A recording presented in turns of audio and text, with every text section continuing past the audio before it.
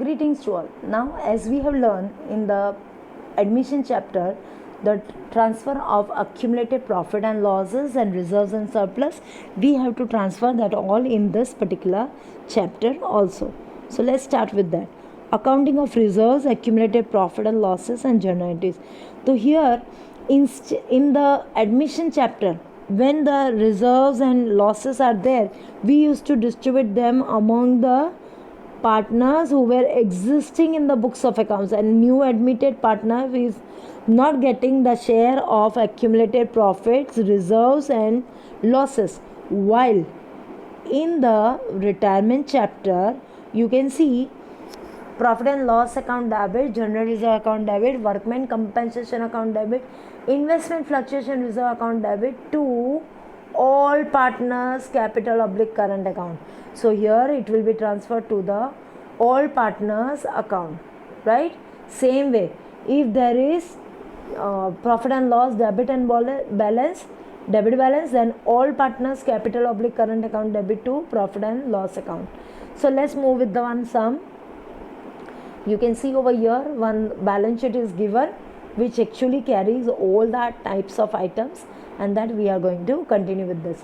Now on you can see PQR's capital is given, general reserve is given, profit and loss account is given, investment fluctuation fund is given, workmen compensation fund is given, employees provident fund is given, bank loan is given, creditors is given, while at the same time asset side stands with plant and machinery, investment, cash at bank and advertisement expenditure.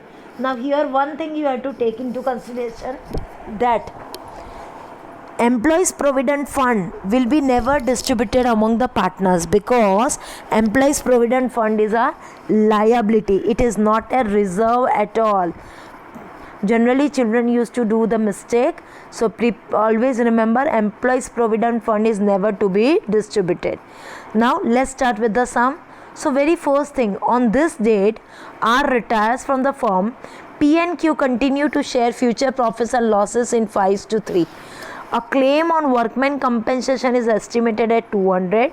Give necessary journal entries for adjusted profit and loss account. Now you can see over here there is a fund in workman compensation reserve. So workman compensation fund is 1200 rupees. Now there is a claim also of 200 rupees. So in this, what we used to do in admission, same thing we are going to do. So workman compensation fund 1200 account debit to workman compensation claim account 200 will be credit, and rest 1000 rupees will be distributed among all the partners in 5:3:2. So have a look on this. I have done over here. You can see entry workman compensation reserve account debit 1200 to workman compensation claim 200 to P's capital, to Q's capital and to R's capital in the ratio of 5:3:2. Right? Then comes your next point, that is you can see over here investment fluctuation fund, and here it is investment itself is given. So originally investment is 30,000, that is a book value, while market value shows 29,000. So you can see due to fluctuation of prices 1000 rupees is decreased, 1000 rupees loss is shown. So that 1000 rupees will be compensated with this particular thing. So investment fluctuation fund is 1500, 1000 we have to minus loss, and then you can see over here the entry which can be passed like this: investment fluctuation fund account debit 1500 to investment account 1000 to P's capital, Q's capital and to R's capital. That is distribution in 5:3:2. So this way you can understand the journal entries respect to that. Now the items which are left, that is first item here left is general reserve and profit and loss account, right? General reserve and profit and loss account we can easily transfer to the all the partners, and advertisement expenditure, that is your deferred revenue expenditure, so that can be passed in this particular manner. So you can see over here how we have done this particular sum.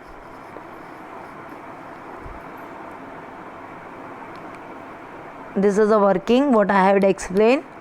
you can switch on to that for understanding of yours. Now revaluation of assets and liability.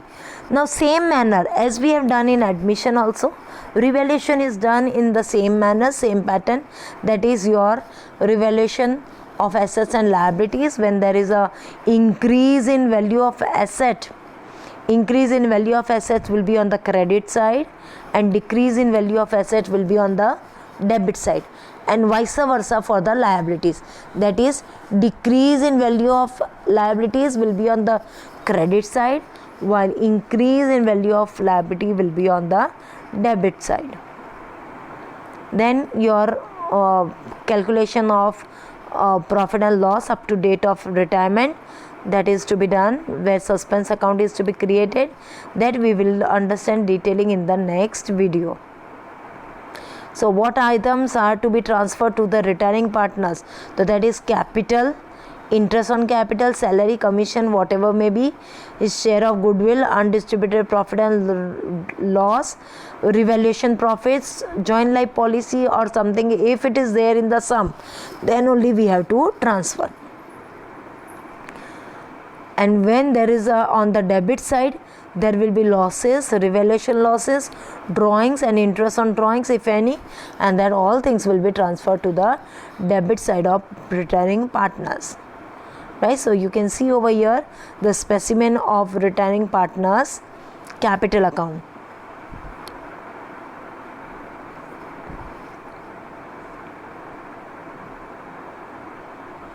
Then settlement can be done.